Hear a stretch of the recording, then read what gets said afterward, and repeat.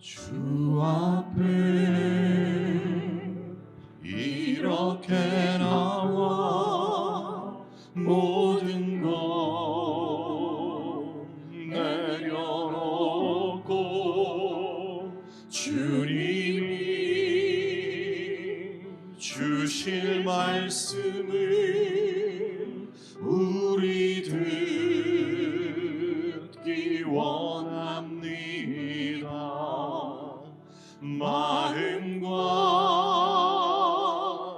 뜻을 다하여 간절히 소망하오니 주 말씀 생명이 되어 우리를 주장하소서. 주여 말씀하소서. 주의 종이 듣겠나이다. 주여 말씀하소서. 주의 종이 듣겠나이다.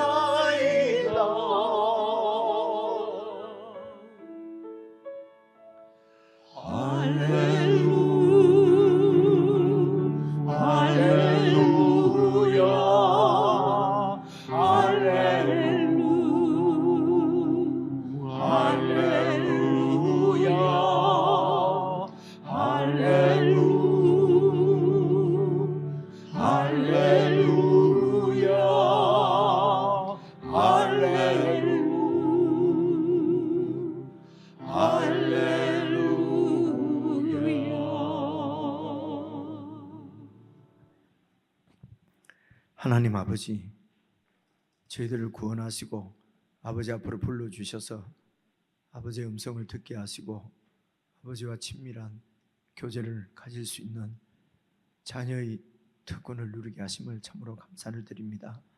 오늘도 하나님 앞에 두렵고 떨리는 마음으로, 그러나 참으로 중심으로 하나님을 사랑하는 마음으로 이렇게 예배자로 우리가 함께 이렇게 모였습니다. 은혜를 주셔서 깊이 하나님을 만나게 해주시고 하나님의 음성을 듣는 귀한 예배의 시간이 되도록 성령 하나님께서 저희들을 다스려 주옵소서. 예수님 이름으로 기원드리옵나이다. 아멘.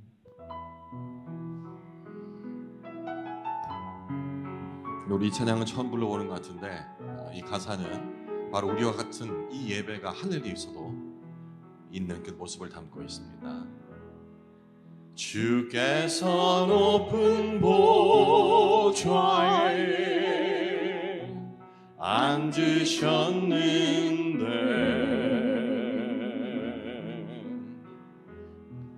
그 옷자락은 성전에 가득하도다.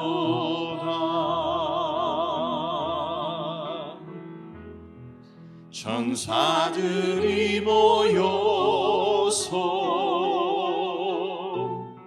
서로 찬화하여 외치니 그 소리는 성전에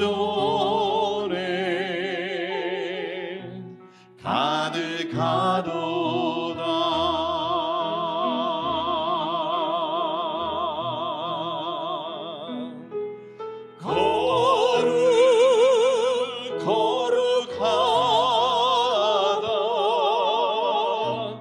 만군의 여호와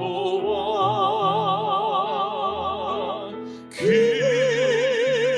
영광이 온 땅에 충만하시도다. 우리 다시 한번 고백합니다. 주께서 높은 보좌에 주께서 높은 보좌에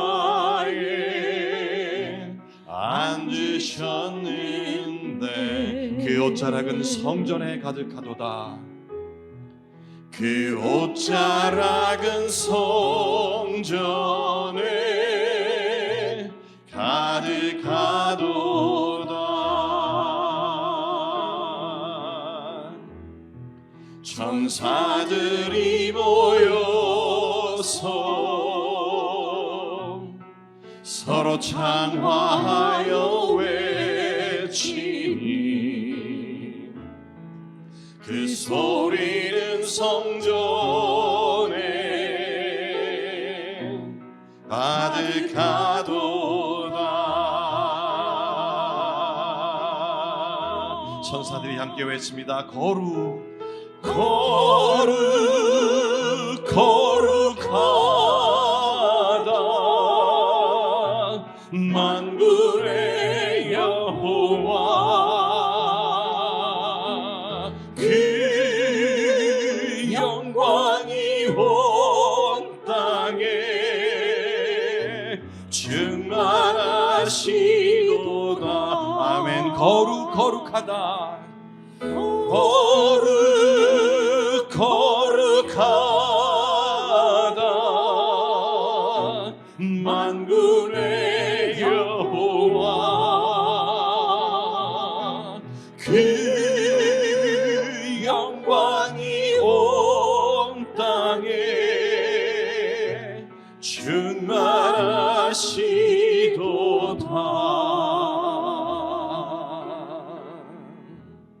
아멘.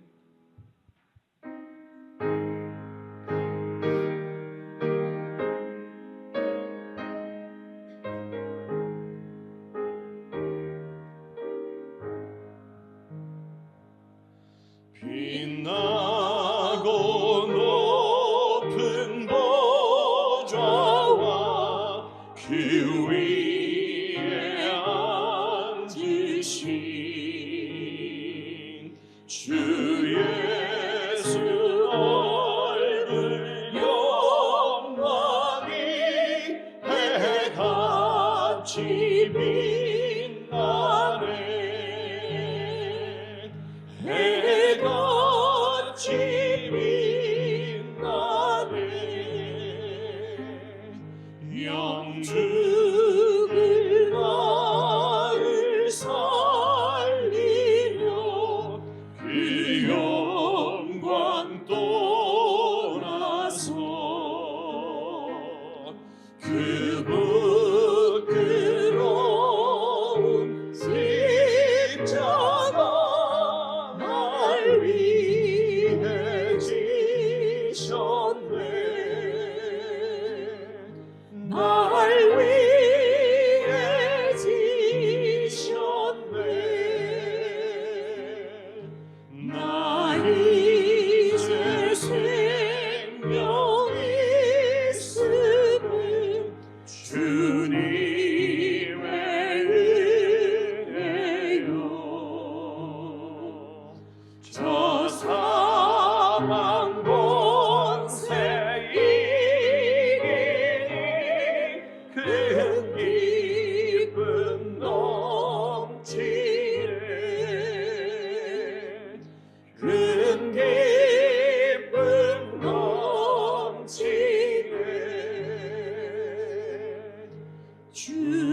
주님의 보좌에 있는 듯 전한 몸 이르러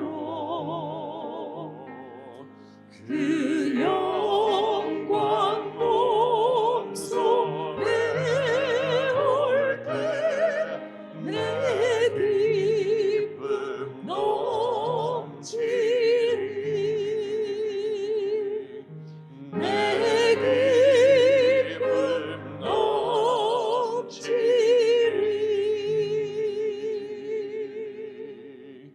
아멘.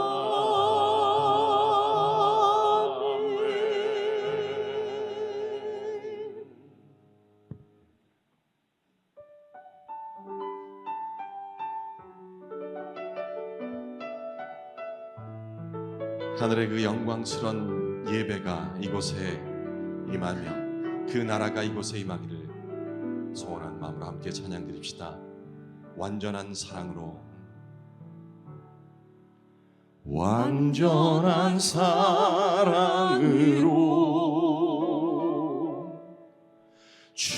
주보혈 근혜로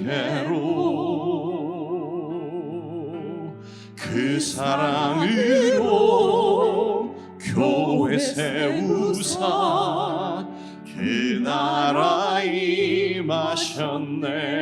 신실한 주의 사랑, 신실한 주의 사랑 내 삶에 가득하나 그 사랑 버리고 내 생각 따라 그 나라 잊고 사네. 날 위해 흐르는 사랑, 세상에 흐르는 사랑, 그 사랑 버린 나에게 흘러넘쳐오네.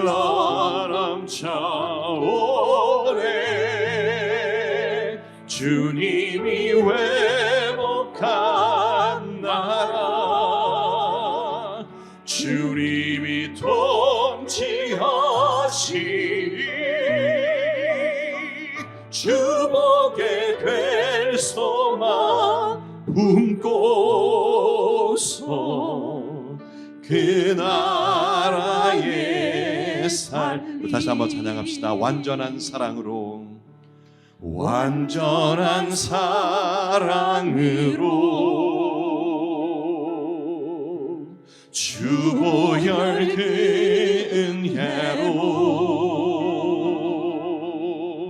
그 사랑으로 교회 세우사 그 나라 임하셨네.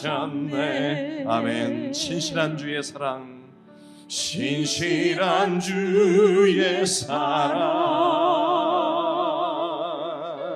내 삶에 가득하나 그 사랑 버리고 내 생각 따라 그 나라 잊고 사네. 날 위해 흐르는 사랑, 세상에 흐르는 사랑, 그 사랑 버린 나에게 흘러넘쳐오네.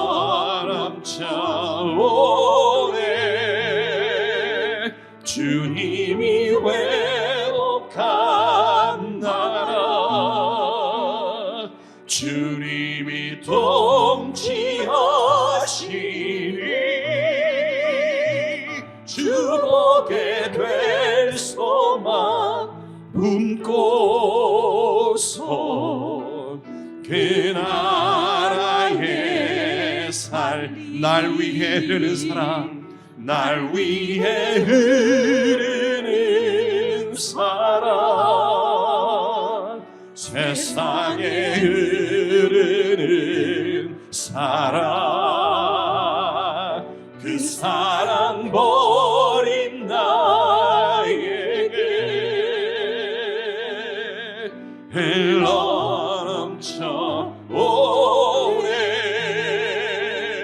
주님이 회복한 나라,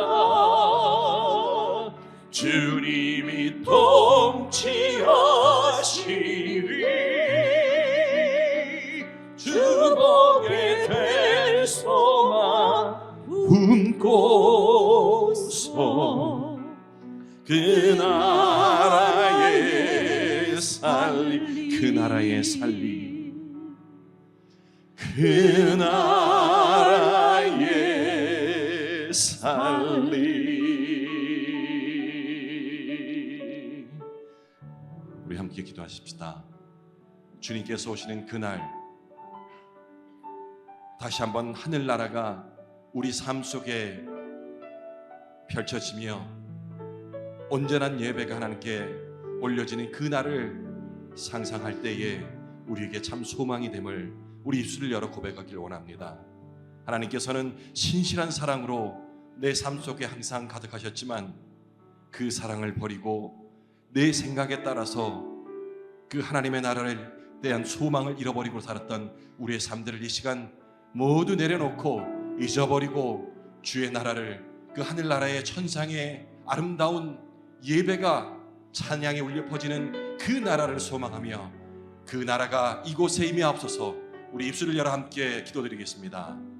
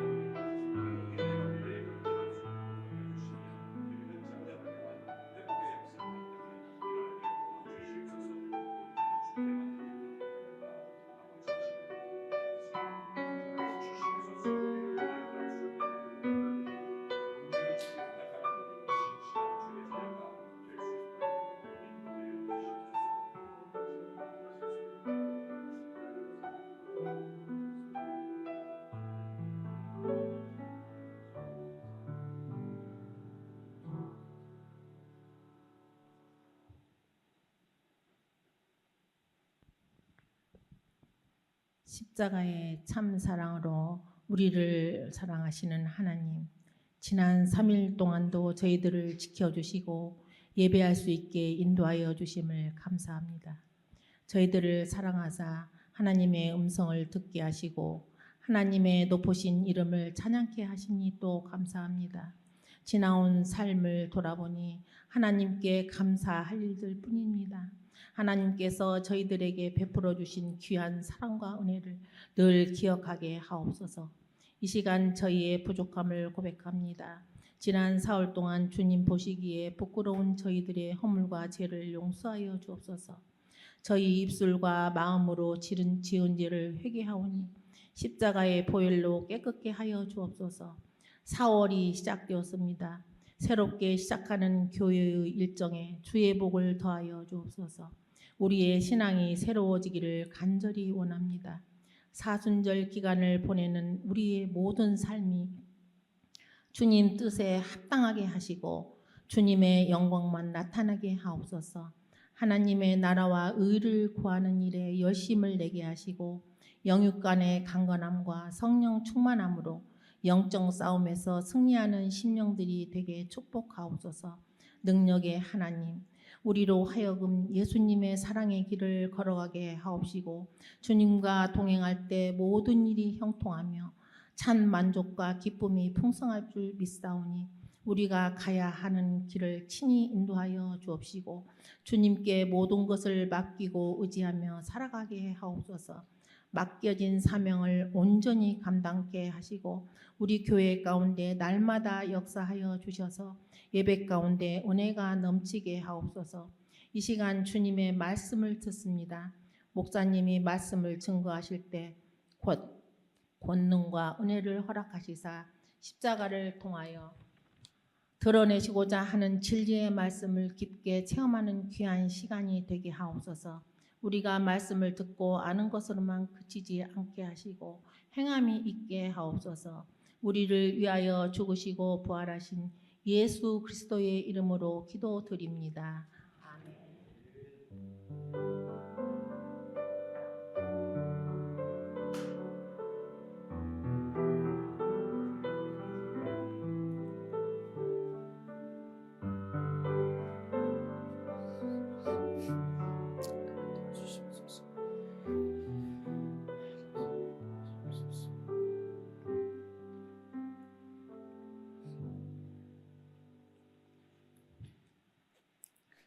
하나님의 말씀은 에스겔서 43장 1절부터 오늘 12절로 되어 있는데 7절까지만 읽겠습니다. 구약성경 1220페이지 에스겔서 43장 1절부터 7절까지입니다. 1219페이지나 20페이지쯤 될 것 같습니다. 찾으신 줄 알고 한 말씀씩 저와 여러분이 나눠서 읽겠습니다. 43장 1절. 그 후에 그가 나를 데리고 문에 이르니 곧 동쪽을 향한 문이라. 이스라엘 하나님의 영광이 동쪽에서부터 오는데 하나님의 음성이 많은 물소리 같고 땅은 그 영광으로 말미암아 빛나니 그 모양이 내가 본 환상 곧 전에 성읍을 멸하러 올 때에 보던 환상 같고 그 그발 강가에서 보던 환상과도 같기로 내가 곧 얼굴을 땅에 대고 엎드렸더니 여호와의 영광이 동문을 통하여 성전으로 들어가고 영이 나를 들어 데리고 안뜰에 들어가시기로 내가 보니 여호와의 영광이 성전에 가득하더라. 성전에서 내게 하는 말을 내가 듣고 있을 때에 어떤 사람이 내 곁에 서 있더라. 그가 내게 이르시되 인자야 이는 내 보좌의 처소 내 발을 두는 처소 내가 이스라엘 족속 가운데 영원히 있을 곳이라. 함께 읽겠습니다. 이스라엘 족속 곧 그들과 그들의 왕들이 음행하며 그 죽은 왕들의 시체로 다시는 내 거룩한 이름을 더럽히지 아니하리라. 아멘. 7절까지 읽었습니다. 우리 지체들과 인사 한번 나누십시다. 함께 좌우로 평안하셨습니까? 사랑합니다. 사랑합니다. 이번 오는 주일은 이제 부활절 한 주일 전이 되겠죠. 오는 주일이면 13일입니까? 예, 그래서 우리가 성찬식도 하고 그리고 형제님들 사랑방을 재편성하는 그 주일입니다. 그래 원래 이렇게 뭐 제비를 뽑아서 사랑방을 나누고 이렇게 하지 않았잖아요, 그죠? 다 이렇게 그 뭐 지역별로 하든지 뭐 이렇게 다 했는데 이제 저희들은 이제 좀 오래 이렇게 성도님 이제 그 새로운 성도님들 보다도 이제 오래 있었던 분들이 많으니까 그래서 이제 좀 이렇게 그 이제 제비를 뽑아서 좀 하나님께서 이렇게 이번에 이렇게 그 묶어 주시는 우리 사랑방이다. 이제 이런 믿음으로 이제 온 성도들과 이렇게 하나님께서 인도해 주시는 대로 교제권도 좀 넓히고 삶들도 좀 그렇게 여러 성도님들과 나눴으면 좋겠다. 그래서 이제 하나님의 인도를 구하면서 저희 사역자들은 계속 그렇게 기도하고 준비하고 있습니다. 이러면 혹시 남편들 중에서도 조금 이렇게 아내가 잘 권하면은 오실 수 있는 분들도 있겠어요, 그죠? 그래서 제비 뽑는데 꼭 좀 다 좀 참여하실 수 있도록 그리고 이 사랑방이 정말 은혜 가운데 잘 편성이 되어져서 이런 사랑방 모임을 통해서 근데 모이는데 의의가 있는 것이 아니고 우리의 영적 성숙이 있어야 되겠죠. 그런 영적 성숙이 있을 수 있도록 여러분 계속 사랑방을 위해서 기도해 주시면 좋겠습니다. 이제 지금 우리가 에스겔서를 계속 읽고 있는데 에스겔서를 제가 말씀을 준비하면서 생각을 해보니까 한 25년 전쯤에 제가 사실은 보통 그냥 뭐 동아시아라고 하기도 하고 막 이렇게 합니다. 제가 이전에 이제 선교지에 있을 때 그때 이제 조선족 해버리면 막 그냥 돼버리더니 많이 이제 사시는 곳에 그러니까 제가 살던 데부터는 살던 데서 이제 그것까지 가는 데는 이제 이렇게 기차를 타고 이제 지금은 좀 안 그렇겠습니다. 20년 기차 타고 가면은 한 36시간 이렇게 이제 가서 그래서 이제 한 3박 4일, 4박 5일 이렇게 이제 그분들에게 이제 성경을 뭐 가르친다고 해야 되겠네요, 그죠? 그때는 그분들은 성경을 잘 이렇게 이제 그 자유롭지가 못하고 또 저희들처럼 이런 책이 풍부한 것도 아니고 이러니까요. 그래서 이제 그곳에 가서 성경을 가르치러 가면은 이제 그러니까 중심된 교회가 하나 이제 물론 정부에 소속된 그런 교회가 아니고요. 이제 중심된 교회가 있으면 그 교회 성도들이 멀리 떨어져 있어서 수요일 같은 날 뭐 주일도 올 수 없기도 하고요. 이제 멀리 있는 지역에는 뭐 심하면은 교회 나온 지 한 6개월 이래 돼도 이제 수요일 저녁 같은 데 이런 데는 설교를 하고 주일날도 설교를 하고 그래요. 뭐 이제 그런 걸 가진 교회라 하기도 하고 그러는데 이제 그런 분들을 이제 우리 같은 사람이 한 번씩 이제 이렇게 조인이 돼서 들어가면은 이제 막 이렇게 모아요. 그럼 한 7, 80명씩 이렇게 모이면은 이제 한 3박 4일, 4박 5일 그러니까 하루 종일 한 5시부터 시작해서 밤에 한 10시까지 밥 먹는 시간만 빼고 이제 성경을 계속 이렇게 이제 가르치면은 요한계시록까지 전체를 다 이렇게 한번 볼 수도 있고 그러거든요. 그럼 그분들은 정말 막 필기도 많이 하고요. 막 그렇게 해요. 근데 이제 깊이 자세하게 할 수는 없지요. 성경 한 권을 한 3, 4일 만에 다 이렇게 하는 거니까요. 그래서 이제 그러고 이제 마치고 나면은 거기 이제 그 총괄하는 그 전도사님이 있어요. 이제 그런 분들하고 이제 그 뭐 시작 전에도 시작 후에도 끝난 후에도 이제 얘기를 좀 나누면은 그때 지금도 기억이 나는 게 그치 보고 이제 성경을 좀 많이 아는 것 같잖아요. 한국에서 이제 한국 목사님이 이제 이제 와서 이렇게 하니까 그래 이제 묻는 것이 그때 저한테 질문한 것이 에스겔서에 있는 성전 환상 이것을 어떻게 해석을 하십니까? 그걸 얘기를 좀 해달라는 거예요. 근데 뭐 솔직히 말씀드리면 에스겔서 성전 그냥 습보 같이 잘 모르겠더라고요. 나 잘 모르겠다고 그러니까 당신이 이제 얘기를 뭐라고 하시는데요. 이제 그때만 해도 이제 궁금한 것이 이게 이 에스겔서에 있는 이런 성전의 환상이라든가 이런 모든 것을 통해서 앞으로 어떤 일이 일어날 것이냐는 것입니다. 요한계시록과 마찬가지. 여기 예언되어 있는 그러니까 하나님이 몇 년, 몇월, 며칠에는 어떤 일을 일으키고 어떤 일을 일으키고 이런 것이 이 성전 환상에도 다 들어있다는 거죠. 그러니까 앞으로 언제 무슨 일이 생길 것인가 이제 이게 관심이 많은 지금 생각해 보니까 이제 그런 거예요. 요한계시록도 그렇게 다 해석을 하거든요. 이런 게 재밌잖아요, 그죠? 언제 되면 그래서 보니까 무슨 전쟁이 일어났는데 그거는 오늘 에스겔서 몇 장에 있는 이 부분이고 그래서 앞으로도 어떻게 될 것이고 그래서 어디하고 전쟁이 붙으면은 소위 아마게돈 전쟁이 일어나면 그럼 주님이 오실 것이다. 그러니까 이런 뭐라고 그럴까요? 그러니까 그런 관심보다도 어떻게 그날을 기다리면서 어떻게 그 하나님의 백성으로 거룩하게 구별되게 살 것인가? 성경은 이제 그것을 얘기하고 있는 것 같은데 그것보다도 언제 오시냐 이걸 잘 알아맞추면 마치 구원받고 천당 가는 것처럼 이제 이런 느낌을 그 당시에도 많이 받은 것 같아요. 그래 세월이 지난 다음에 그때는 저도 뭐 25년 전이니까 뭐 그때는 성경을 제일 많이 아는 줄 아는데 지금 보면 아는 게 별로 없었어요. 이제 세월이 이렇게 지나고 보니까 참 그런 실력을 가지고 성경 가르친다고 그 큰 나라 30시간씩 40시간씩 기차를 타고 가서 그랬던 그때 다 은혜였죠. 그래서 세월이 지나서 이제 에스겔서를 가만히 읽어보니까 참 뭐라고 그럴까요? 그러니까 오늘 이 에스겔서 말씀도 여러분 이 성전의 환상이 주어지는 것도 여러분 보십시오. 여러 번 말씀을 드렸지만 이 성전 환상이 주어졌을 때가 성전이 멸망한 이후 14년째였지 않습니까? 그렇죠? 그러니까 성전이 완전히 무너져 버린 거예요.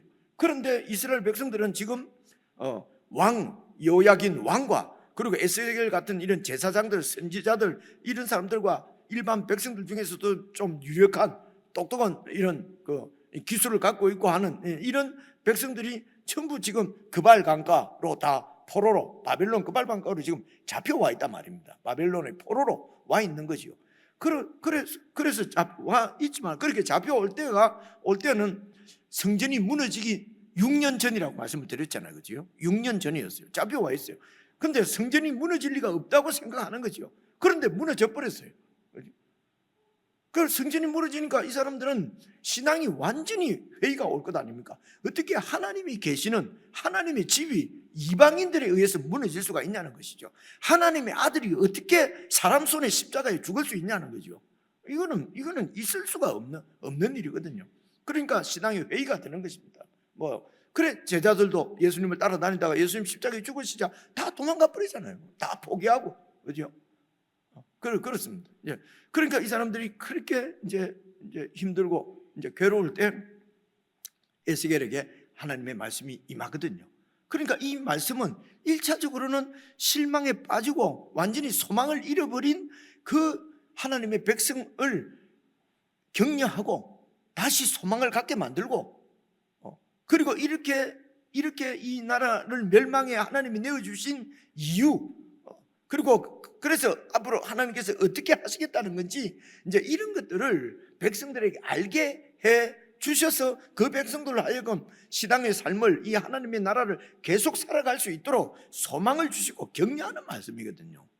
그게 선지서거든요. 그렇게 해서 이제 그렇게 이제 기대를 이 성전이 무너지지 않을 줄로 기대했는데 성전이 무너져 버렸어요. 그리고 이제 14년이 지난 것입니다.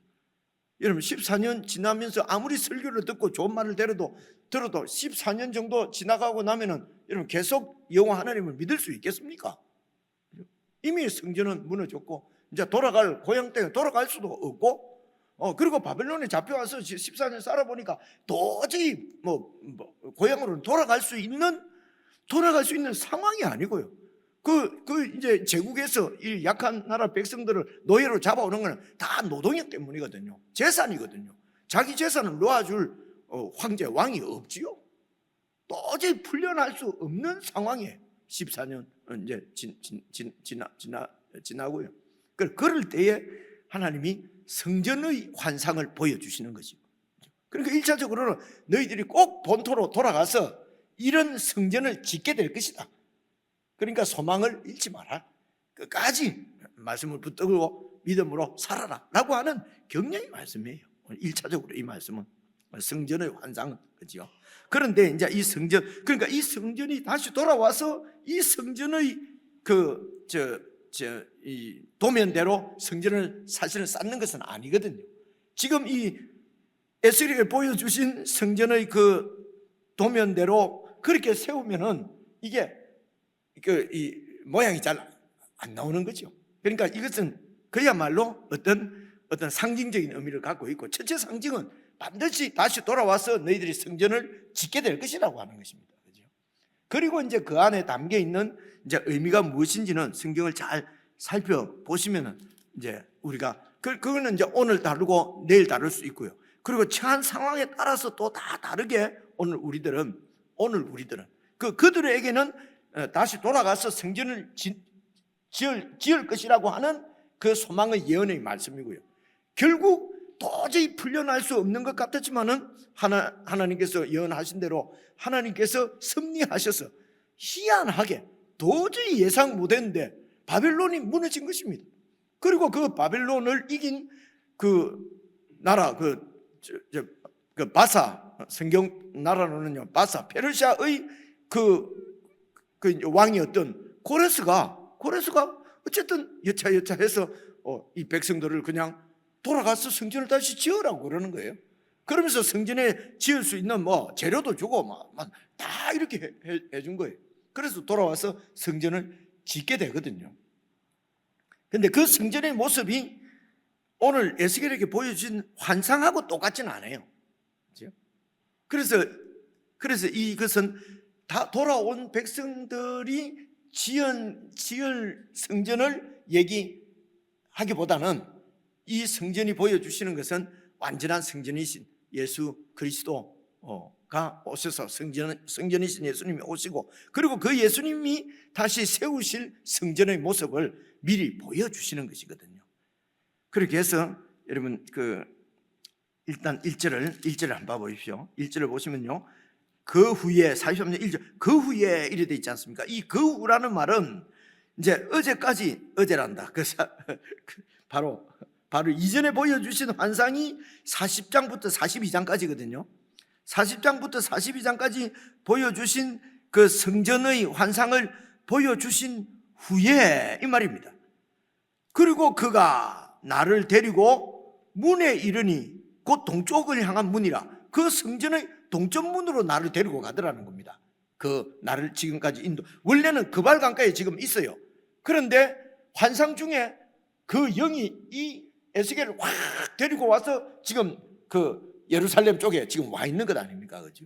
그리고 예루살렘의 성읍 같은 것들이 모양 같은 것이 보이더라. 그리고 가까이 보니까 성읍이 아니고 성전구역이라는 것입니다. 성전의 구역이었거든요. 그래서 그 성전구역을 이제 이렇게 좀 이따 지난주에 살펴보는 것이 이제 지성소까지 이렇게 들어가서 다 안을 다 보여주고 치수를 재고 이렇게 하지 않습니까? 그죠? 그래, 그것이 이제 끝나고 나서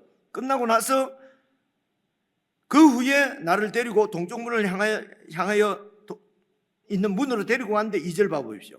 이스라엘 하나님의 영광이 동쪽에서부터 하나님의 영광이 오는데 영광이 동쪽에서부터 오고 있어요. 하나님의 영광이 온다는 말이 무슨 말이겠습니까? 그 영광이 어떻게 오냐면 하나님의 음성이 많은 물소리 같고 땅은 그 영광으로 말미암아 빛나니, 그러니까 영광이라는 말의 1차적인 뜻은 반사한다는 뜻이거든요. 1차적인 말로는. 그러니까 하나님은 우리 육안으로 보이는 분이 아니에요. 그래서 그분이 이곳에 와 계신다, 여기 임재해 계신다고 하는 것을 그분은 눈으로 볼 수 있는 그런 육이 아니시기 때문에, 영이시기 때문에 그분이 이곳에 와 계신 것을 우리 눈으로 볼 수 있는 어떤 이런 초자연적인 현상들, 구름이라든지 아니면 지진이라든지 이런 것을 통해서 우리에게 하나님의 임재를 보여주시는 거거든요. 그래서 하나님의 임재를 반사하는, 나타내는 그 현상들을 하나님의 영광이라고 그래요, 여기서는. 그래서 그 하나님의 영광이 쫙 저기서 또 오는데 어떻게 옵니까? 그냥 막 물소리 막 하는 막 이런 물소리. 그리고 땅은 그 영광으로 말미암아 빛나고 빛이 확 비치면서 땅이 밝아졌다는 겁니다. 그렇죠? 그런 식으로 하나님의 영광이 오는 거예요. 그런데 3절 보십시오. 그 모양이 내가 본 환상, 곧 전에 성읍을 멸하러 올 때 보던 환상 같고, 그발 강가에서 하나님께서 에스겔에게 나타나시지 않습니까? 그때에 본 그런 환상 같은 그런 그 하나님의 영광이 싹 와서 4절 보시면요, 여호와 영광이 동문을 통하여서 성전으로 싹 들어가더라는 것이죠. 그죠? 이제 성전을 다 보여주시고 성전으로 들어갔어요. 그래서 여러분 지난 수요일 날 이 성전 대충 살펴봤는데 거기에서 조금만 자세하게 한번 좀 살피고요. 그리고 다시 이쪽으로 와야 되겠습니다. 40장 앞에 40장 보시면요, 에스겔서 40장 3절을 한번 봐보세요. 3절을 보시면은 자, 이걸 다시 한번 그 상기시키려면 2절에도 보시면요, 아니면 1절부터 한번 봐보십시오. 우리가 사로잡힌 지 25째 해, 그리고 예루살렘 성이 함락된 후 14년 되던 해 첫째 달 10째 날에 꼭 그날에 여호와의 권능이 에스겔에게 확 임해가지고, 그리고 나를 싹 데리고 이스라엘 땅으로 갔다고 그러잖아요. 그죠? 그럼 몸을 갖다가 들고 이렇게 갔겠습니까? 그게 아니고, 그죠? 이게 환상이에요. 환상 중인데 그냥 나를 어떤 하나님의 권능이 어떻게 임한지는 모르겠어요. 권능이 막 이렇게 이스라엘 땅으로 갔는데 2절 보시면요, 하나님의 이상 중에, 하나님이 주신 그 환상 중에 그 하나님의 권능이 나를 데리고 이스라엘 땅에 이르러 나를 매우 높은 산 위에 내려놓으시는데, 거기에서 나무로 향하여 성읍 형상 같은 것이 보였다는 거예요. 그리고 그 하나님의 권능이 이게 천사인지 성령님인지 뭔지 잘 모르겠어요. 여기까지 안 나오니까요. 그죠? 그 하나님의 권능이 바벨론 그발 강가에 있는 나를 예루살렘까지 데리고 오신 그 하나님의 권능이 3절 보십시오. 나를 데리시고 거기에 이르시니 모양이 녹같이 빛난 사람 하나가, 아주 모양이 녹같이 빛난다면 아주 영광스러운 어떤 사람 하나가 손에 줄을 들고 청량하는 장대를 자를 들고 문에 서 있더라는 것입니다. 그러면서 그 사람이 천사겠죠. 그러니까, 그죠? 그래서 그 사람이 내게 말하기를, 인자야. 인자는 예수님 아닙니다. 여기 인자는 그냥 여보게 사람의 아들아, 그죠? 인자야, 내가 지금 네게 보이는 것을 눈으로 보고 귀로 들으며 네 마음으로 생각할지어다. 그리고 내가 이것을 네게 보이려고 이리로 데리고 왔느니 너는 본 것을 다 이스라엘 족속에게 전하라, 이랬단 말입니다. 그러니까 지금 이 그 에스겔 보고 전하라고 하는 것이 이제 성전의 구역, 성전 안에 지성소와 성소가 있는 성전은 여기 중간에 있고, 그리고 성전 구역이 있는데 문을 열고 들어가면 바깥뜰이 있고, 또 문을 열고 들어가면 안뜰이 있고, 그죠? 그리고 또 들어가면 성전이 있고, 성전에 들어가면 현관도 있고 이럴 건 아닙니까? 그죠? 그래서 이제 그것을 보여주면서, 그리고 그 성전구역이 어떻게 구성되어 있는지, 그리고 그 치수가 얼마나 되는지, 치수 몇 메다 얼마나 되는지, 이런 것을 다 공동체에게 가서 말해주라는 거예요. 그죠? 그래서 에스겔이 그걸 다 재는 걸 보고 지금 오늘 이렇게 적어 놓은 거 아니에요. 얼마나 자세하게 했냐면 봐보십시오. 5절 한번 봐보십시오. 내가 본적 집 바깥 사방으로 담이 있더라는 겁니다. 담이, 그죠? 제일 많이 이 바깥에 있는 담이죠. 담이 있는데 그 사람 손에 측량하는 장대를 잡았는데 그 길이가 이제 팔꿈치 손가락에 이르는 한 손바닥 너비로 된 그 자로 그 담이 6척이라, 그 이제 6척 자가 그렇다는 거죠. 그리고 그 담을 측량하니까 담의 두께가 한 장대, 되게 두꺼운 모양이다, 그죠? 높이도 한 장대, 그죠? 그리고 6절 보십시오. 동쪽을 향한 문에 이르러서 문에 오니까 청계도 있네요. 청계로 올라가서 그 문으로 가는 통로가 있을 것 아닙니까? 통로를 딱 측량해 보니까 이 길이도 한 장대. 그리고 그 문을 통과해서 안쪽에도 통로가 있을 것 아닙니까? 통로 길이도 이체 보니까 한 장대. 그리고 통로 옆에 보니까 그 문간에 문지기들이 사는 방들이 또 있는데, 방들이 있다 그러면 될 텐데 봐보세요. 각각 그 방들의 길이도 한 장대, 너비도 한 장대. 각 방과 사이 벽에 각 방 사이에 있는 벽은 재 보니까 5척. 안쪽 문의 통로의 길이는 또 한 장대. 통로의 길이, 그러니까 옆으로도 한 장대. 그리고 그 앞에 현관이 있어요. 현관 앞에 문이 있는데, 계속 보십시오. 그러면 현관이 있다 그러면 될 텐데 8절 보면요, 그가 또 앞문의 현관도 또 재네. 재 보니까 또 한 장대. 안에 문이 있는데 현관도 측량해 보니까 8척. 그리고 그 문의 벽은 2척이고, 문이 붙어 있는데 2척. 그리고 그 문의 현관이 안으로 탁 향해 있더라는 겁니다. 10절 보십시오.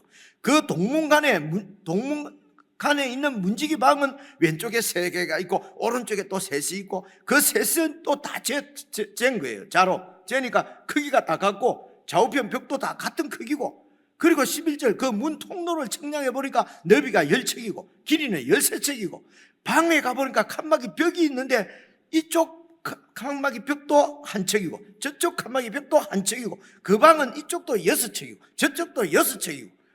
아이고, 이거 얼마나 오래 걸렸는지 모르겠습니다. 그죠?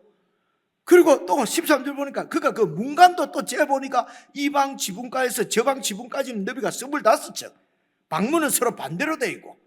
14절 그가 또 현관을 재보니까 성간 너비가 20척이고 현관 사방에는 뜰이 있고. 15절 바깥문 통로에서 앞문 현관까지 보니까 50척이고, 문제기 방에는 각각 닫힌 창도 있고 문 안에 좌우편에 벽 사이에도 창이 있고 현관도 그러하고 그 창은 안 좌우편에 버려져 있고 그 문벽에는 종려나무도 막 새겨져 있고. 여기가 동문, 문 재은 것이 이렇게 깁니다.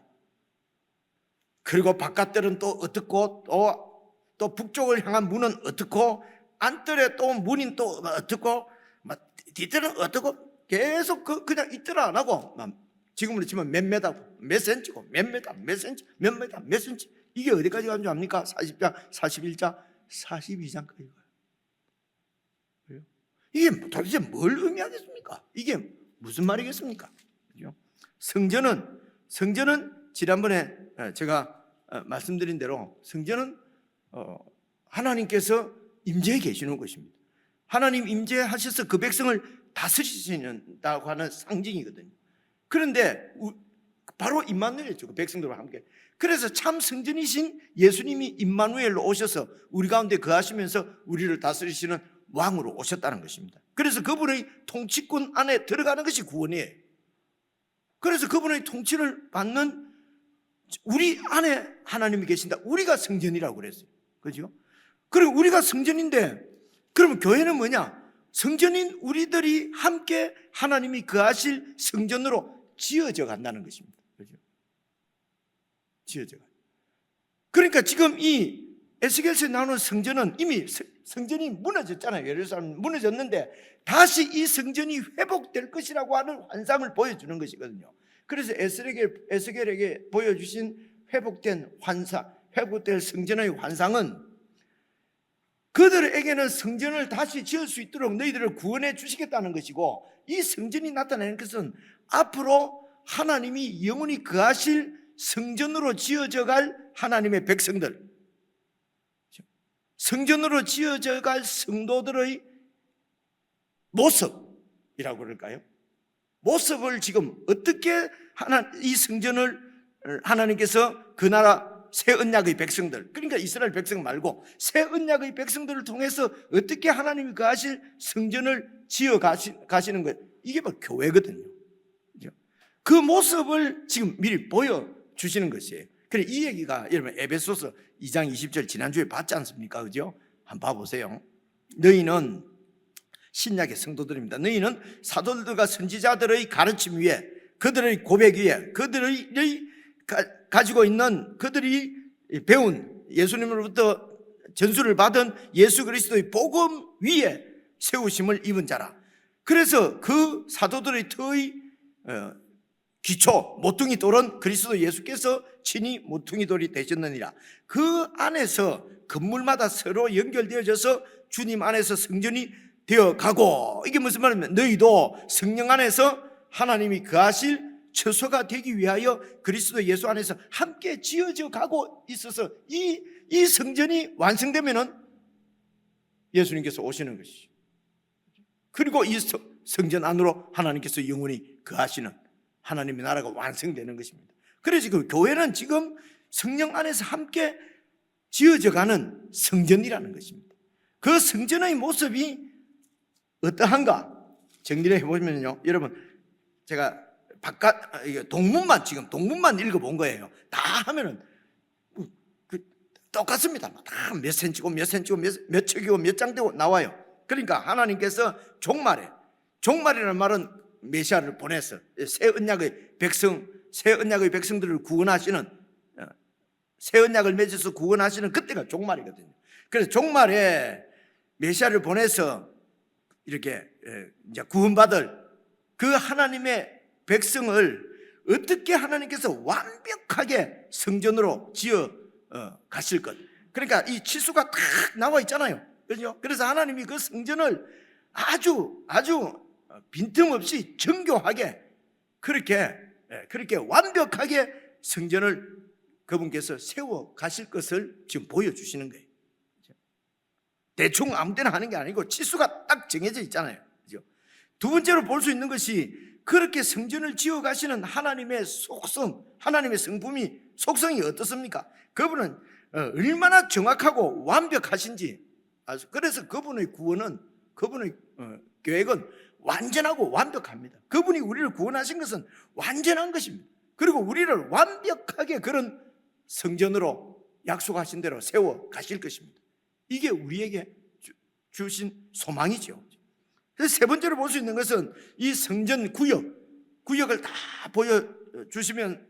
하나님께서 보여주시면서 우리가 이제 성전으로 지어져 가면서 이 성전을 잘 살펴보면은 그 하나님의 속성대로 정말 완전하고 정교하게 완벽하게 세워져 가는데, 그 성전들을 돌아보면서 우리가 얼마나 불완전한지, 얼마나 신실하지 못한지, 얼마나 하나님 말씀대로 살지 않고 순종하지 않고 내 마음대로 살았는지, 이런 우리 죄들을 잘 돌아보고, 그래서 새롭게 성전으로 지어가는 이 새 성전, 새 언약 백성의 그런 은혜들을 사모하도록 촉구하는, 그것이 바로 이 성전의, 이런 정교한 성전의 모습이 우리에게 보여주시는 그 하나님의 의도일 것이다, 이렇게 보는 거죠.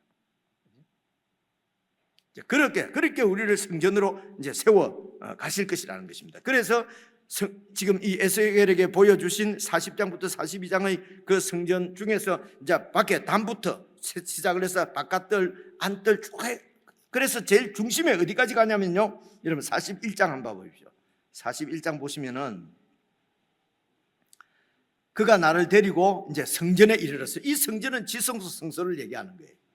성전에 이르러 그 문벽을 또 청량합니다. 청량하니 이쪽 두께도 6척이고 저쪽 두께도 6척이라 두께가 그와 같으며 문의 통로는 어떻고 그렇게 해서 여러분 4절 보시면요, 그가 그리고 내전을, 그러니까 이 성전의 안에 들어가 보니까 밖에 외전이 있고 내전이 있는 거예요.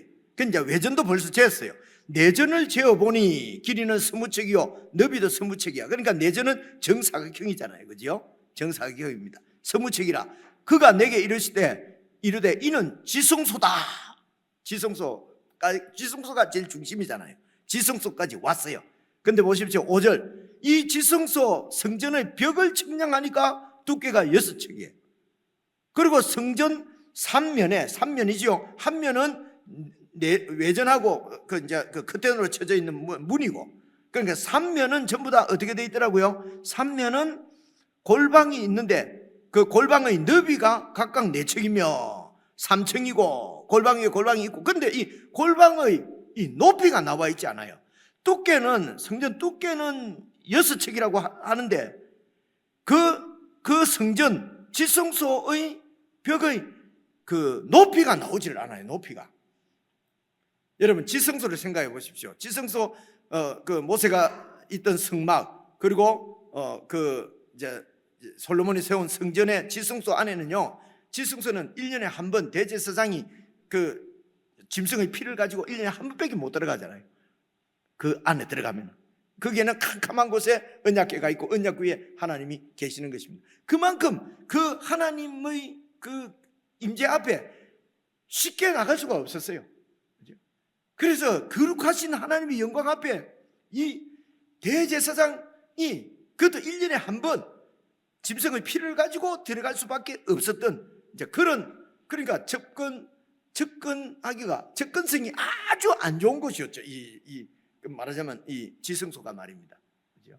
근데 그래서 지성소가 딱 정방형 이렇게 해서 딱 아무도 못 들어갈 수 없었는데, 근데 그 지성소의 높이, 벽의 높이가 지금 나와 있지 않다는 것입니다. 그죠? 그러니까 이런 것들이 의미하는 것은 그만큼 하나님과 백성 간의 어떤 이 교통이 이전하고는 완전히 다르게 아주 하나님과 백성들이 친밀해지고, 그래서 여러분 제사장도 안 나와요, 이게. 그래서 모든 백성들이 다 제사장이 되어서 하나님 앞에, 그러니까 우리가 잘 아는 대로 예수 그리스도의 공로를 의지해서 예수 이름으로 누구든지 이 하나님의 임재 앞에 나갈 수 있도록 이 벽의 높이가 안 나와 있는 거죠. 그죠? 그럼 높이가 없다고 하는 것은 하나님과 백성의 관계가 그만큼 친밀해지고 긴밀해졌다는 것을 새 언약 안에서는. 그래서 여러분 에스겔서 이 앞에 37장 이런 데 새 언약에 보면은 이제는 그 누구도 하나님이 이런 분이라고 안 가르쳐 줘도 다 알 수 있도록, 모든 백성도 다 알 수 있도록, 그게 새 언약이잖아요. 그죠? 이 37장에 나오는 얘기. 이때까지 나온 말씀을 이런 성전의 모습을 통해서 다 이렇게 보여주는 신학적인 의미지요. 자, 그래서 이제 마지막으로 42장 한가 보세요.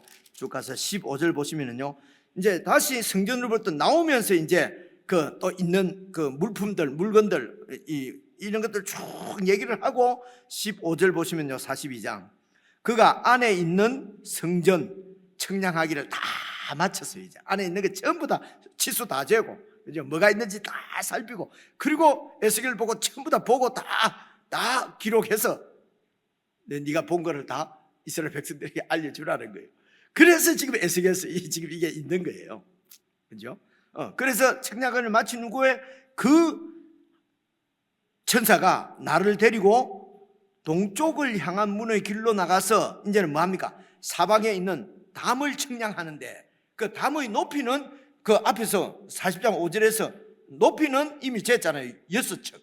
그죠? 그런데 이제 그 길이는 안 쟀거든요. 이제 길이를 청량합니다. 보십시오. 그가 16절, 그가 청량하는 장대 곧 장대로 동쪽을 청량하니 500척, 장대로 북쪽을 청량하니 500척, 남쪽을 청량하니 500척, 서쪽으로도 500척. 그래서 그 성전 구역이 담이 이제 500척씩 이렇게 돼 있고, 그 안에 바깥들, 안뜰, 성전 이래 있단 말입니다. 그러니까 이게 구역이 정사각형이죠. 그리고 20절 보시면요, 그가 이같이 그 사방을 청량하니 그 사방 담 안에 있는 마당의 길이가 또 마당 길이는 500척, 너비도 500척이라. 그 다음에 이제 중요한 것은 그 담은 거룩한 것과 속된 것을 구별하는 담이더라는 것입니다. 이 담이 의미하는 것은 무엇이겠습니까? 바로 이 성전구역이 바로 성전으로 지어져가는 하나님의 백성의 모습인데, 그래서 성전으로 종말에 새 언약 예수 그리스도가 오셔서 그리스도의 그 피의 언약 안에 있는 하나님의 백성들이 어떻게 성전으로 지어져 갈 것인가를 보여주는 것이 바로 이 성전 환상인데, 성전으로 지어져 가고 있는 저와 여러분은 거룩한 하나님의 나라의 하나님께서 계실 거룩한 성전으로 지어져 가기 때문에 지속적으로 거룩을 위해서 구별된 삶을 살아야 될 것을 보여주는 것이 바로 그 담이죠. 그죠? 그렇게 나와 있잖아요. 그죠? 이 담은 거룩한 것과 속된 것을 구별하는 것이라. 그래, 그 나라 백성인 우리가 속되지 않고 거룩하게 살도록 늘 세상으로부터, 세상에 살지만은 세상으로부터는 구별된 삶을 살도록 그렇게 촉구하는 것이 성전의 담이죠. 자, 제가 이렇게 설명드리면은 야, 그거 맞는 것 같다 이런 생각이 안 듭니까? 다른 해석이 있습니까? 다른 해석이 없지요, 그죠? 이걸 가지고 몇 년, 며칠에 또 예수님 오신다, 가신다 이런 얘기 하는 게 아니잖아요, 그죠? 그러니까 읽어보면 별로 어렵지가 않아요. 그런데 자꾸 욕심을 따라서 다른 데다가 자꾸 하나님이 말씀하시는 게 아니라 내가 알고 싶은, 내가 막 바라는 거, 이런 걸 자꾸 가지고 오니까 성경이 어려운 거죠. 그렇죠?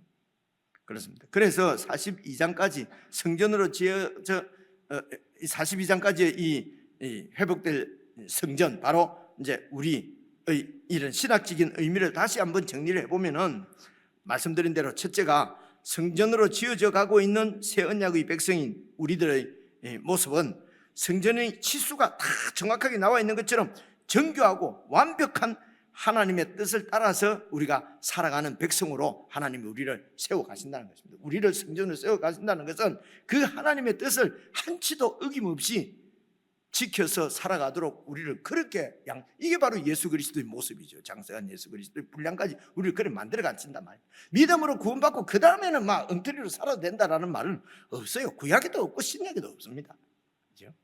그래서 이제 그렇게, 그리고 두 번째가 그렇게 성전을 지어가는 하나님의 속성, 하나님은 완전하시고 완벽하시고 정확하신 분이시기 때문에 충분히 당신이 약속하신 대로 우리를 그렇게 만들어 가시는 하나님. 세 번째는 이제 이런 하나님과 백성이 신약 시대 때는 그 누릴 그 관계는 아주 친밀하고 긴밀한 교제를 누릴 것이다.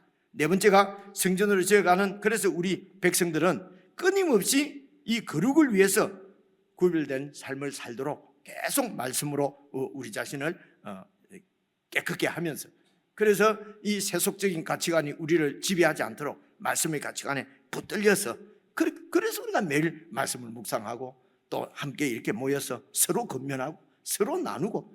그런데 이런 데로부터 뚝 떨어져서 나 혼자 그러면 어떻게 성전으로 세워져 갑니까? 그죠?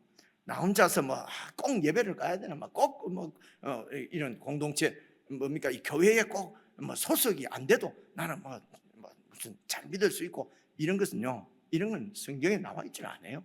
여러분 잘 보십시오. 빌립보 교회 있었잖아요. 참 서로 막 싸우고, 집사 둘이서 여집사 둘이서 싸우는 게 그게 빌립보서예요.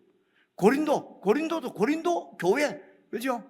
완전히 이런 얘기도 나오잖아요. 아버지와 아들이 한 매춘녀한테 왔다 갔다 하는 그런 신도가 있는 그 교회 가운데 어떻게 거룩한 백성으로 살 것인지를 가르치시는 것이 고린도전서거든요. 그러니까 지역 교회가 여러분 중요합니다. 이 교회 가운데서 하나님의 거룩한 성전으로 서로 이렇게 욕심을 버리도록 내 자신을 버리고, 그죠? 그래서 서로 싸우기도 하고, 그 순두개하고 누구처럼 빌립보 교회처럼, 그죠? 아니면 또 고린도 교회처럼 엉터리인 우리들이 이 지역 교회 안에서 그렇게 해서 주님이 거하실 그 성전으로, 거룩한 성전으로 세워져 가는 것이 교회거든요. 그래서 여러분 구원은 개인적으로 성전, 내가 성전이잖아요. 하나님을 모시고, 그래갖고 이 구원이 완성되는 것은 하나님이 거하실 성전, 교회로 완성됩니다. 교회에서 떨어져서 혼자서 구원이 완성된다고 성경은 증거하지 않아요. 이런 얘기에 여러분 회복, 자꾸 현혹되시면 안 됩니다. 꼭 교회 가야 되나? 꼭 교회 와야 됩니다. 꼭 교회 소속해야 되나? 꼭 소속해야 됩니다. 그죠? 떨어져서 내 혼자서 이런 것은 자꾸 이런 얘기는 요즘 갈수록 이런 얘기를 더 많이 하니까요. 참, 제가 여러분들 교회 묶어 놓으려고 이런 소리 합니까? 교회 묶어 두려고 하는 게 아니잖아요. 그죠? 현혹 되시기를 말기를 바랍니다. 아직 시작도 안 했는데 벌써 다 돼버린. 그래서 지금 43장 2절에 보면 하나님의 영광이 그래서 이제 동쪽 문으로 싹 들어오잖아요. 그래서 성전과 하나님의 영광이 어떤 관계에 있는가는 여러분 그 성막, 모세의 성막이 지어졌을 때 한번 봐보세요. 출애굽기 보시면은 40장입니다. 모세가 성막을 다 지었어요. 그러니까 구름이 그때 회막입니다. 회막은 하나님이 백성들을 만나주시는 미팅 플레이스라고 해서 회자가 그 만날 회자지 않습니까? 만나는 장막이란 말입니다. 성막은 회막에 구름이 쫙 덮이고 여호와의 영광이 성막에 충만함에 모세가 회막 안으로 들어갈 수가 없는 거예요. 이 구름 때문에. 그래서 이 구름이 회막 위에 덮이고 여호와의 영광이 성막에 충만해서 막 모세가 이게 그래서 이 성막이 세워지면 그게 하나님이 임재하신다고 하는 것을 보여주시는 것이 하나님의 영광이었어요. 그리고 이제 솔로몬이 성전을 지었어요. 성전을 다 짓고 나니까 또 동일한 현상은 열왕기 상입니다. 열왕기 상에 보시면요, 8장에 이제 7장에 솔로몬이 성전을 다 짓거든요. 그래서 제사장이 이제 성소에 나오는데 왜 나오냐면 이제 성전을 다 짓고 그 법궤 있지 않습니까? 언약궤를 이제 제사장들이 딱 메고 법도에 따라서 들어가야 돼요. 그리고 그 지성소 안에 딱 안치시켜 놓고 그래서 지성소에서 이제 나오는 거예요. 성소에서 나옵니다. 이제 이게 완전히 성전이 완료된 겁니다. 나올 때에 구름이 여호와의 성전에 가득하며 제사장이 그 구름으로 말미암아 능히 서서 섬기지 못할 정도로 여호와의 영광이 여호와의 성전에 가득했다는 것입니다. 그래서 성전과 여호와의 영광은 이제 이런 관계가 있습니다. 이런 여호와의 영광이 여러분 에스겔서 11장에 우리가 다 살펴봤는데요, 찾아왔습니다. 보십시오. 에스겔서 11장 22절에서 24절 이게 이제 에스겔에게 보여주신 환상이에요. 에스겔이 이제 환상을 이제 보여주신데 에스겔서니까요. 그때의 그룹들은 이게 이제 천사입니다. 그 하나님의 그 경호를 맡은 경호보다 비서실장쯤 되는 천사들이 바로 이 그룹들입니다. 이 그룹들이 날개를 싹 드는데 날개를 드니까 그 밑에 바퀴도 있는 거예요. 바퀴. 천사한테 바퀴도 달렸다 그죠?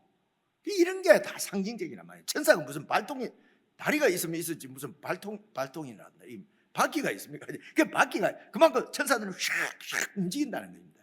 이 천사가 바퀴가 또 그 곁에 있는데 이스라엘 하나님의 영광이 그 그룹들 위에 딱 덮여 있어요. 그런데 여호와의 영광이 성읍 가운데서부터 싹 올라가는 거예요. 이 말은 뭡니까? 그 그룹들이 싹 올라가니까 그 그룹 위에 덮여 있는 하나님의 영광이 싹 올라가서 성읍은 예루살렘 성읍입니다. 지금 요 40장에 나오는 성읍 아닙니다. 그건 나오기 전이니까. 예루살렘 성읍 동쪽 산에 머물렀다면 하나님의 영광이 성전 안에 있는 하나님의 영광이 예루살렘 성을 떠나서 저 동쪽의 산에까지 갔다는 것입니다. 그 말은 무슨 말입니까? 하나님의 영광이 그 성전에서 나오셨다는 것입니다. 그 말은 성전에는 이제는 여호와 하나님의 집이 아니라는 겁니다. 그래서 성전이 무너지는 것이거든요. 너무 우상을 숭배하고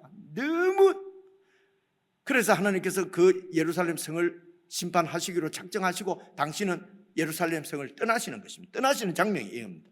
동쪽 산에 머무르고 그리고 24절 그때 주의 영이 나를 들어서 하나님의 영의 환상 중에 데리고 갈대아에 있는 사로잡힌 자 중에 이르시더니 내가 본 환상이 나를 떠나 올라간. 그래서 자기를 이제 그 예루살렘 보여주시고 갈대아 원래 그 말강가로 자기를 데리고 이제 환상으로 싹 그러니까 환상을 보고 온 거예요. 하나님의 영광이 성전을 떠나는 모습을 보여준 게 11장에서 하나님께서 성전을 심판하시는 거. 이제 이스라엘을 멸망시키시는구나. 이 얘기를 그 다음 줄 보시면요, 내가 사로잡혀 와 있는 그 이스라엘 유배민들에게 여호와께서 내게 보여주신 하나님의 그 영광이 성전을 떠나는 그 일을 다 말을 다 했다는 것입니다. 하나님이 성전을 버렸다, 심판하신다 라고 하는 말을 백성들에게 다 전한 것이 11장이에요. 그런데 이제 40장입니다. 됐어요. 40장에는 그 성전을 떠났던 그 하나님의 영광이 2절 보니까요, 다시 돌아오시는데 동쪽에서부터 옵니다. 동쪽으로 가셨으니까 동쪽에서부터 오시는데 물소리 같고 막 땅이 환하게 비치고 쫙 그 모양을 보니까 막 이전에 환상에 봤던 그 하나님의 영광이 4절입니다. 여호와의 영광이 동문을 통하여서 성전으로 들어가고, 그리고 그 하나님의 영이 나를 들어서 데리고 안뜰에 나를 데리고 들어가시니까 보니까 여호와의 영광이 성전에 가득하더라는 것입니다. 그래서 회복된 성전에는 여호와 하나님께서 다시 돌아오신 것입니다. 재밌지 않아요? 좀 재밌다고 해주세요. 그죠? 다시 돌아오신 거예요. 그런데 6절 보십시오. 그 성전에서 돌아온 하나님의 영광 가운데 계시는 그 하나님께서 내게 하는 말을 내가 듣고 있을 때에 어떤 사람이 내 곁에 서 있더라. 서 있는데 어떤 사람인지 잘 모르겠어요. 뒤에 보면 나옵니다. 7절, 그가 내게 이르시되 인자야, 이는 내 보좌의 처소다. 지금 이 회복된 성전, 내가 있을 처소다. 그리고 내 발을 두는 처소다. 내가 쉬는 곳이라는 거죠. 발을 두고 사는 집이라는 겁니다. 그리고 또 내가 이스라엘 족속 가운데 영원히 있을 처소다. 영원히 있을, 그러니까 이 땅에 있는 이스라엘이 아니지요. 그죠? 영원한 이스라엘, 있을 곳이라. 이스라엘 족속 곧 그들과 그들의 왕들이 음행을 하며, 그래서 그 음행하는 죽은 왕들의 시체로 그냥 내 성전을 더럽혔기 때문에 내가 떠났는데 다시 돌아왔을 때 이제 다시는 내 거룩한 이름을 더럽히지 않도록 하겠다. 이게 새 언약입니다. 더럽히지 않도록 하겠다. 그죠? 여기까지. 그래서 이 유다가 멸망한 원인 중에 하나가 그들이 타락 때문이지 않습니까? 타락한 이유 중 하나가 이 지도자들의 문제였어요. 지도자들은, 왕을 비롯해서 지도자들은 정말 그 백성들에게 하나님의 율법을 잘 가르치고 그들이 정말 율법을 잘 지키고 살도록 백성들을 인도하는 사람이 왕들인데, 이들이 먼저 우상을 숭배하고 그리고 강대국을 의지하고 그리고 하나님이 아니라 막 물질을 의지하고 힘을 의지하고 이렇게 한 거예요. 그렇게 해서 하나님의 집을, 시체는 이제 부정한 거거든요. 하나님의 집에 그냥 왕들의 시체가 널브러져 있는 것처럼 그렇게 그 우상 숭배와 그런 이 강대국을 의지하는 불신앙으로 내 집을 더럽혔기 때문에 내가 떠났는데 이제 내가 다시 돌아왔다는 것입니다. 이제는 더 이상 그렇게 왕들이, 지도자들이 이 내 집을 이렇게 더럽히지 못하도록 하겠다. 어떻게 해요? 진짜 왕이신 예수 그리스도를 세우셨어요. 그 왕의 통치 가운데서 이제 더 이상 이런 우상 숭배 이런 범죄를 내 앞에 저지르지 않도록 그렇게 하겠다는 것입니다. 어떻게 해요? 우리는 계속 그렇잖아요. 그래서 진정한 왕이신 예수 그리스도의 가르침을 우리가 잘 받아야 된다는 것입니다. 그분의 목양을 잘 받아야 되는 거죠. 그래서 그분께서 우리를 가르치시는 대로 겸손과 온유로, 그 예수님의 나라는 겸손과 온유로 세워지는 나라죠. 힘과 어떤 이런 힘으로, 물질로, 무슨 그죠? 좋은 CEO로서 이렇게 세워지는 것이 아니라 겸손과 온유로 그 나라를 세워가는데, 그런 예수님의 그 온유와 겸손을 잘 배우고 그리고 그분의 가르침을, 교훈을 잘 받아서 그대로 순종해서 그렇게 해서 이 하나님의 나라 곧 성전을, 하나님이 가신 성전을 세워 가도록, 이것이 바로 그죠? 거룩을 위해서 계속해서 이렇게 그 구별된 삶을 살도록 예수님의 가르침을 잘 받게 하셨어요. 그 일을 위해서 성경도 주시고 교회도, 공동체도 주시고 그리고 성령도 보내주시고, 그래서 그분의 통치를 잘 받으면은 하나님께서 지금 에스겔에게 보여주신 이런 완벽한 하나님의 성전을 지금도 지어 가실 수가 있다는 것입니다. 이럴 때에 우리는 이 땅에서도 하나님의 영광을 교회 가운데서 볼 수 있게 되는 것입니다. 예, 그래서 그게 오늘 찬송입니다. 봐보십시오. 함께 찬송 부르십시다.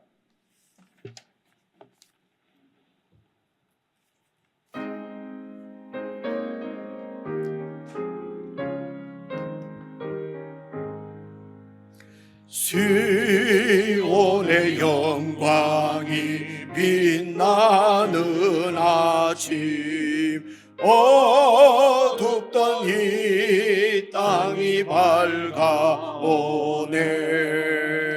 슬픔과 애통이 기쁨이 되니 시온의 영광이 비춰오네. 시온의 영광이 빛나는 아침, 매였던 종들이 돌아오네. 오래전 선지자 꿈꾸던 복을 만민이 다 같이 누리겠네. 땅들아 바다야 많은 섬들아 찬양을 주님께 드리어라.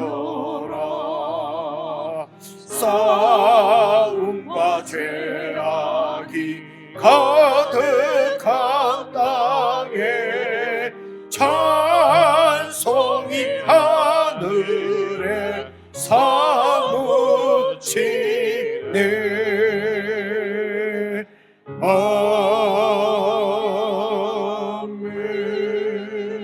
아멘. 제가 기도하고 주님 가르친 기도를 마치겠습니다. 하나님 아버지, 이 땅에서도 참으로 하나님 나라의 그 통치의 영광을 우리가 보고 누릴 수 있도록 참으로 완벽하신 하나님의 뜻을 신뢰하고 우리에게 영원한 주님으로 주신 예수 그리스도의 가르침을 잘 받아 정말 주님께서 하신 말씀을 우리가 깊이 새겨서 주님께서 말씀하신 대로 우리의 마음이 변하게 하시고 우리의 가치관이 바뀌게 하시고 우리의 소망과 우리의 삶의 방식과 목적과 목표가 다 바뀌어서 주님께서 이루시고자 하시는 거룩한 성전으로 우리 모두가 세워져 가게 하시고 그 가운데 임재해 계신 하나님의 그 영광을 우리가 보고 누리고 소망하며 믿음으로 감사함으로 살아갈 수 있도록 성령 하나님께서 저희들 가운데 교통해 주시고 교회의 공동체의 모임 가운데 함께 해 주시고 오늘도 모이게 되는 사랑방 모임 가운데도 성령께서 교통하셔서 함께 말씀을 나누며 이런 우리의 믿음과 소망과 사랑이 더욱더 풍성히 열매를 맺고 연결해서 하나님께 영광을 올려드릴 수 있도록 은총을 베풀어 주시기를 간절히 원하오고 예수님 이름으로 기도드리옵나이다. 아멘. 하늘에 계신 우리 아버지여, 이름이 거룩히 여김을 받으시오며 나라의 임하옵시며 뜻이 하늘에서 이룬 것 같이 땅에서도 이루어지이다. 오늘날 우리에게 일용할 양식을 주옵시고 우리가 우리에게 죄 지은 자를 사하여 준 것 같이 우리의 죄를 사하여 주옵시고 우리를 시험에 들게 하지 마옵시고 다만 악에서 구하옵소서. 되게 나라와 권세와 영광이 아버지께 영원히 있사옵나이다. 아멘.